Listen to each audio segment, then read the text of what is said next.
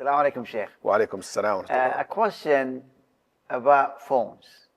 And About? phones. Phones. You know, everyone now has a phone. It's not like old time when you remember that we only had Cell one. phone.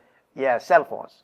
When we had a landline and there was no danger in that. Like Right. I still remember the dial. Yeah, I hate that. numbers with zeros because to go all the way. I'm sure many of our audience don't even know what we talk about. But actually it gives you time whether to continue with the call or not. Okay. That gives you at least 5 seconds of That thinking. old black one. But the other one is just you hit the contact and you say, oh, I called the guy. Yeah, it save you from, what do you call it? Right, Hot dial. exactly, yes. The idea is sometimes you find that,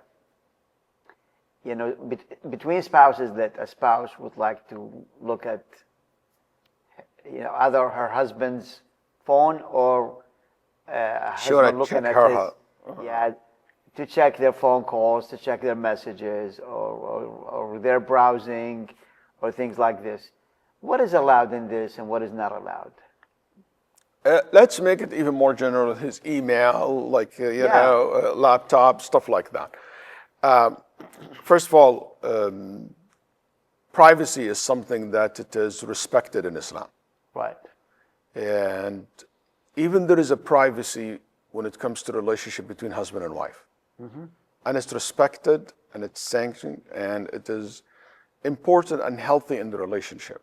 Spying on other people and searching or... You call that spying? Yes, spying on other people. It's just to make it clear. Knowing what they're saying or listening to them without their permissions and, searching what they involve in. All this, like breaking that privacy is not allowed. Allah subhanahu wa ta'ala, وَلَا تَجَسَّسُوا. Do not spy on one another. That's a general ruling and is not allowed. Nabi sallallahu alayhi wa sallam قال لا تحسسوا. Do not, so searching and follow all these thoughts because the shaitan will always comes and give you all these bad thoughts and assumptions about the person. So you start follow your curiosity, right? Yeah, that's not allowed and it's not right to look at your, private message or, conversation between her and her mom, because everybody have a privacy in their life. And privacy does not hurt marriage. But Sheikh, what hurts marriage is secrecy. And I would like to point that out. There is a difference between privacy and secrecy. Like for example, if my wife pick up my phone and she doesn't mean anything, she just pick up, maybe she will call or whatever, she will look for a number. And all of a sudden I snatch the phone and I said, hey, don't touch my phone. Don't open my phone. And I react this way. Or she does that. Or you start sweating bullets. Right? Yeah. It's like, she has my phone. That's secrecy. That hurts marriage. That's not good. Privacy, I respect. I don't just open your purse and look at it. But you know what? I open the purse to look for maybe a $5 change and you snatch no, don't. That means there is something wrong here. That should not be in the relationship between husband and wife. But privacy should be respected, and I hope husbands and wives can understand the difference between the two.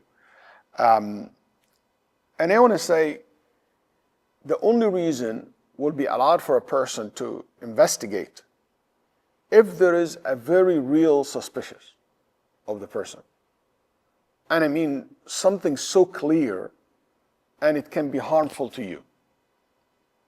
Like let's say, I think my husband is using drugs or fornicating around or that can bring disease to me. I found some evidence for that. Not by spying, but I come across. And I would like to, to verify if this is true or not. And in this case, we will allow it for it to a certain extent to be investigated. And the moment you confirm, you don't dig to know the whole history. Oh, how long he been knowing this woman? How many times did they meet? What kind of picture did they, you're not allowed to. Khalas, you find out that there's a relationship, stop. You made your point. All this extra curiosity is not helpful, is not healthy, is not allowed as well. Because you're not supposed to be exposed to all the sins of people. You know, you should not do that. And it doesn't help. What a lot of people don't understand, it doesn't help you a bit. But you differentiate here between investigation going back to the past establish of the person, or to go forward with a plan of whether divorce or counseling or things like this. That's a different story. Different story, yeah. This is a different story. But I'm talking about the issue of spying. You know what? I'm thinking my wife cheating on me. Okay? And I think there is so many clear evidence for it. And I established the fact, I looked and I see that she had a relationship with a man. I established that fact.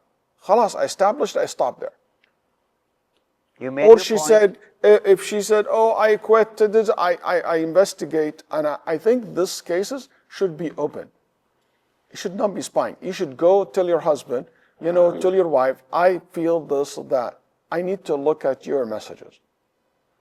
I need to look at this right now. Just straightforward. I need to see if this is true or not, to cut it off or to continue with the relationship, and I clear these assumptions or this suspicion. But going and digging more and more and more, it hurts. Like some sister come to me and tell me, I found my husband cheating on me. Then she see all the messages between him and the other woman, and you only doing nothing but harming yourself. Hurting yourself. Exactly, yes. And you know what? Just don't. You know that he's a cheater, you have two options. Either you confront him and you divorce him, or you confront him and work on fixing the problem.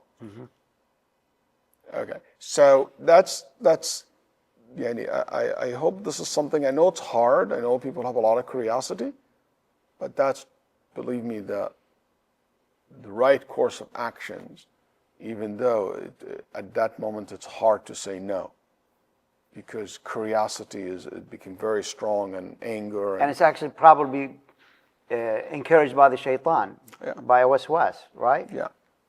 May Allah subhanahu wa ta'ala Jazakallah khair. Muslimin, ya Rabbi. Good to clarify that. Thank you.